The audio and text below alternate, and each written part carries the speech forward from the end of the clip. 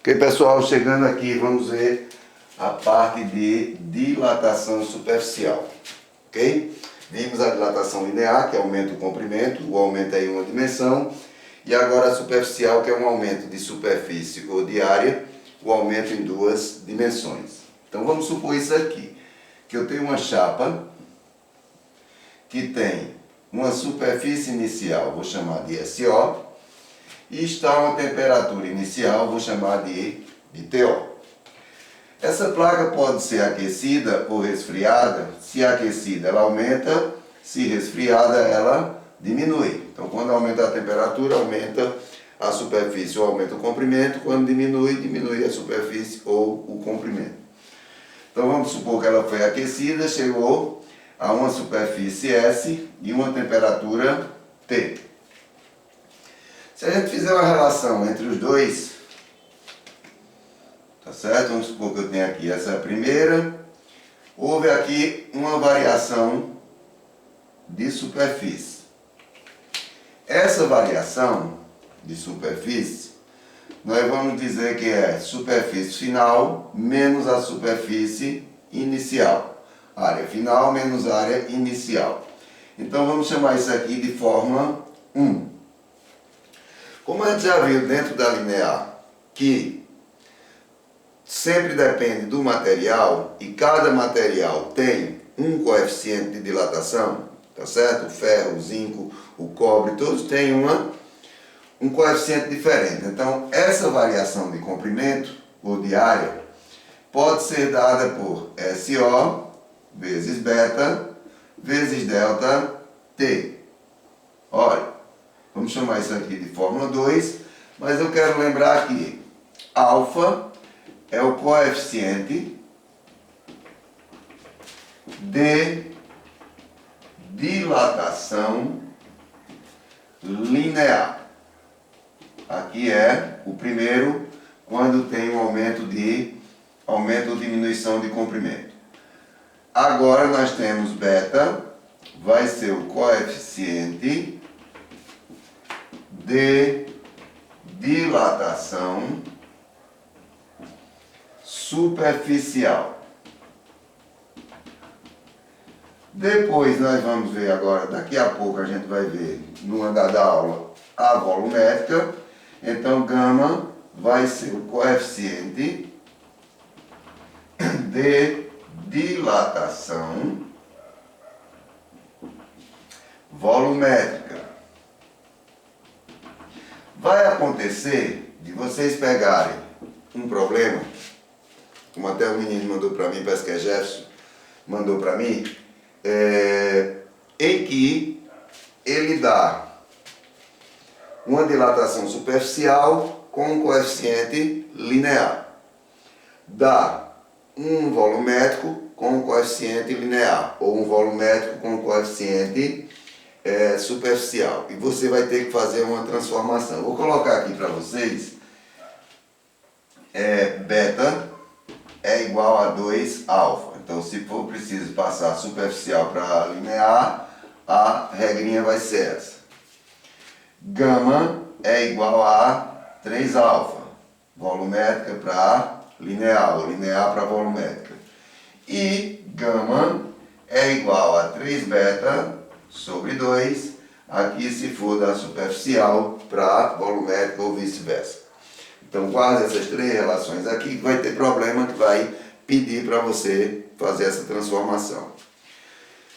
Voltando para cá, como ΔS é igual a ΔS em qualquer lugar, né? Isso, então eu vou dizer que a fórmula 1 é igual à fórmula 2. A fórmula 1 igual à fórmula 2. Então eu vou ficar com S menos SO é igual a SO vezes beta vezes delta T. Vamos isolar esse S aqui, ó. S vai ser igual, esse SO é negativo, vai passar positivo. SO mais SO vezes beta vezes delta T. Tá certo? Eu passei dessa relação aqui para essa relação aqui. Vamos fazer agora o seguinte, ó. Como eu tenho SO é um fator comum, SO é um fator comum, eu vou colocá-lo em evidência. Então, eu vou ficar com S é igual a SO, que multiplica, ó, SO por SO dá 1, mais SO beta delta T por SO, vai ficar beta delta T. Fechar aqui, e nós vamos ter essa relação aqui, é a relação que vai nos dar também a área final. Ok? Vamos ver um exemplo de aplicação disso aqui. Dá uma pausa, copia e eu vou dar um exemplo aqui.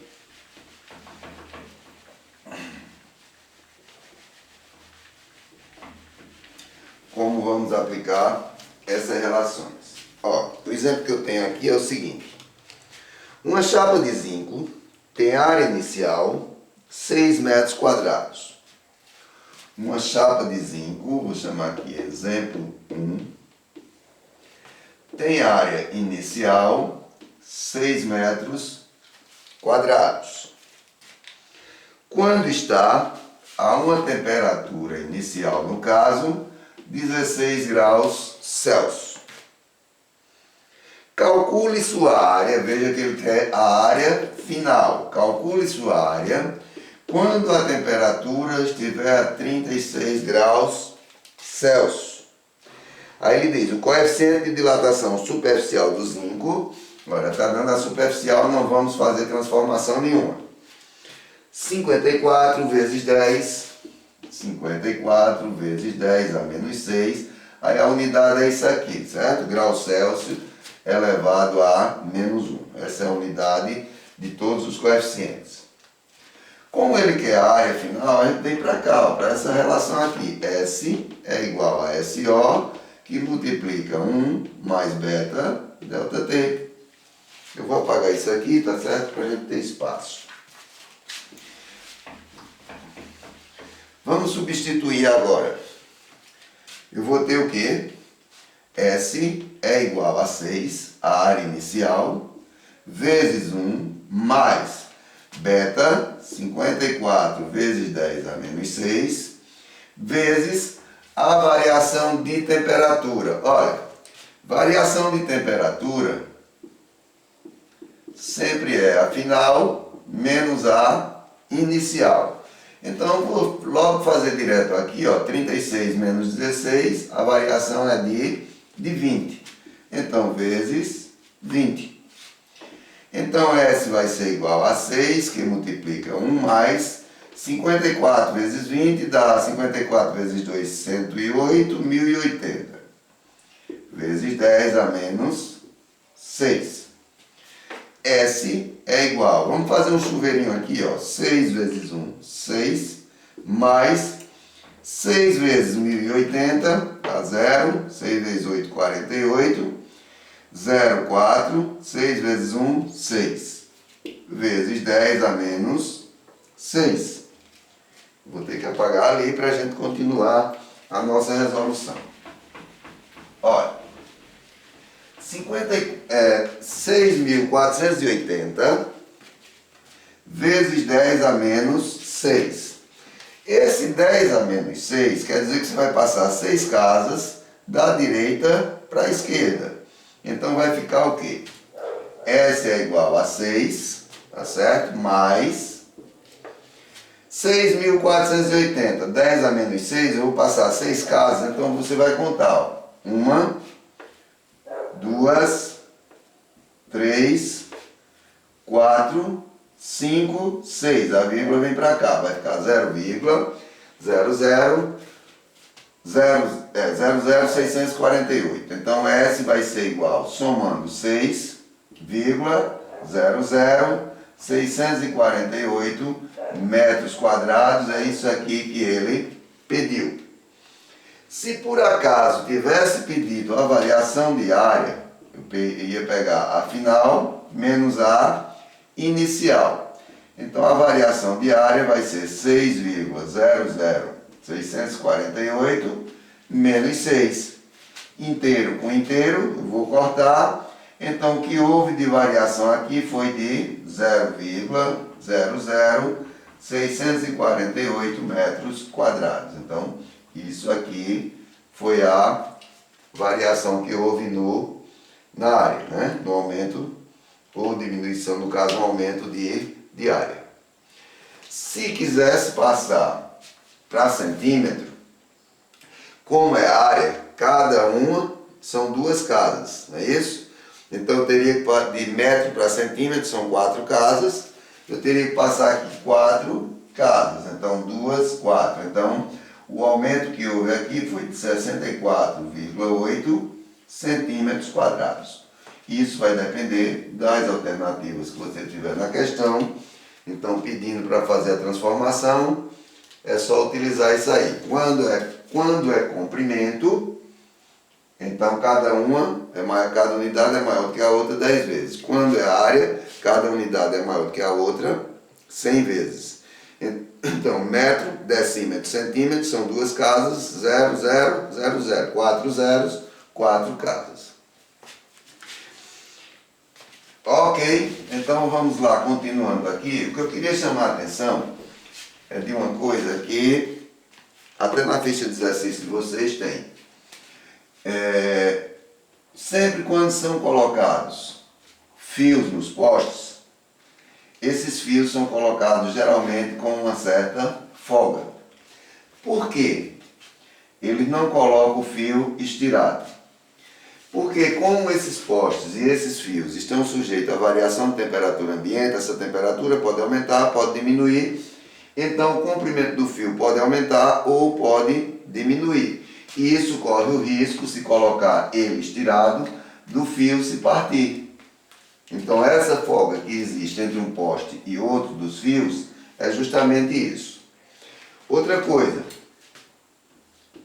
os trilhos do trem, eles sempre são colocados com uma certa distânciazinha aqui um do outro. É justamente por isso, porque no caso vai haver um aumento de comprimento, se colocar um junto do outro, então com a variação de temperatura ele podia fazer isso aqui. Bater um no outro e subir. Tá certo? Hoje, a cerâmica, quem aplica cerâmica ou coloca cerâmica, hoje estão colocando aqui ela sempre com um trilhozinho, né, de meio centímetro ou menos de meio. Por quê? Justamente para, quando houver a dilatação superficial, ela não rachar. Então, para o piso não rachar, o azulejo do banheiro não rachar, tá certo? E a mesma coisa vai acontecer com a volumétrica. Eu vou explicar a volumétrica agora, mas se você pegar blocos de apartamentos, blocos de prédios, você pode olhar aqui, eles sempre, entre um e outro, deixam um espaço. E esse espaço é justamente por causa da dilatação. Eu dei até um exemplo de uma vez aqui na cidade da Pedra, morreu um rapaz num acidente, vinha de Venturosa para Pedra, morreu num acidente. Como ele era muito conhecido na Pedra, colocaram o corpo dele na igreja. E a movimentação das pessoas durante o dia dentro da igreja, quando foi uma certa hora da noite, o piso, ou a cerâmica debaixo do caixão, ela subiu todinha, rachou e quebrou. E o pessoal ficou assustado, dizendo que aquilo era um milagre, que aquilo era não sei o quê. Então vieram uns professores da Universidade Federal e disseram, não, isso aqui foi uma dilatação. Como as pessoas passaram o dia todinho rodeando o caixão, aqueceu a cerâmica.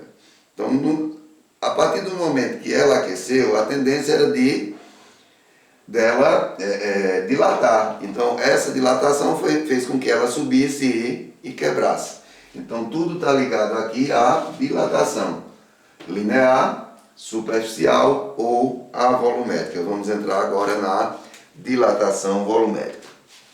Vou apagar esta tela, certo? Então, olha, se essas aulas todas estão salvas lá no YouTube, no meu canal do YouTube, você vai entrar lá, deixa eu colocar aqui para vocês entenderem. Vamos apagar esta tela aqui, tá certo? Você vai colocar lá, você vai no YouTube, aí tem François Magalhães. Esse é o nome do meu canal. Tá certo? Aí vamos supor, se você perdeu o link dessa aula, você quer ver essa aula no YouTube, aí você vai digitar o nome da aula, dilatação térmica. Aí vai aparecer lá as aulas que tiverem, 1, 2, 3, geralmente eu numero as aulas, aula 1, aula 2, aula 3, então você vai ter essas aulas lá. Fica fácil para você assistir no computador, ou se você tiver uma Smart TV em casa, melhor ainda. Quanto maior, melhor a imagem, melhor fica de você ver a aula, ok? Então eu fiz essa opção de gravar, porque você gravando, você pode ver quantas vezes quiser, ou na hora que precisar, e daquela aula, vai no canal, essa aula está disponível lá para tu, ok? Então vamos entrar aqui na volumétrica.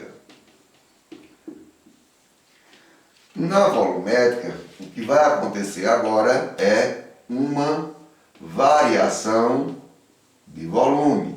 Então vamos supor aqui que eu tenho um bloco que está a uma temperatura inicial TO e tem um volume inicial VO.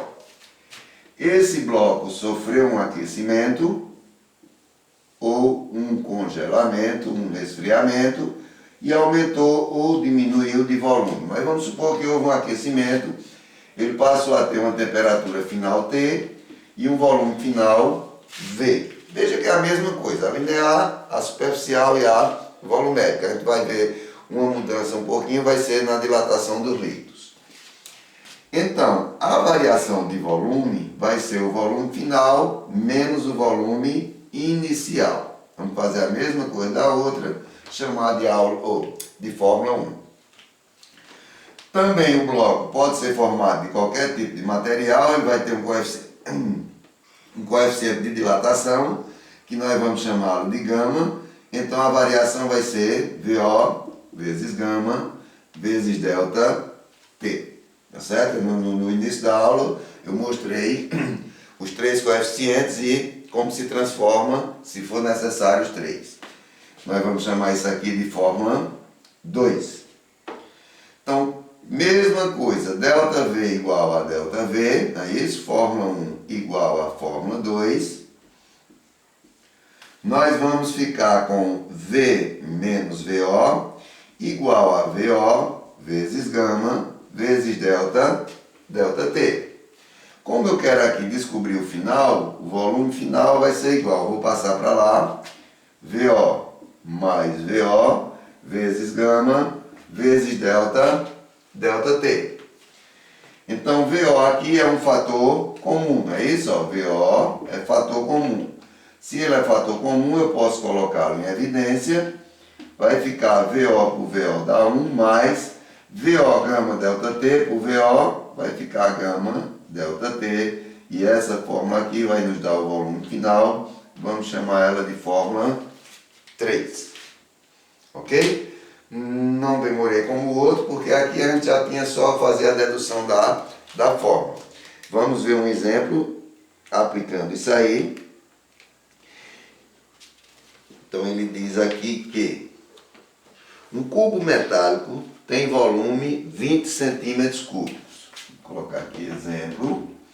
Um cubo metálico tem volume inicial 20 centímetros cúbicos. Quando está a uma temperatura de 15 graus, então temperatura inicial 15 graus. Determinar o seu volume a uma temperatura de 25 graus, olha que ele quer o volume final. Sendo que o coeficiente de dilatação linear do metal é coeficiente linear.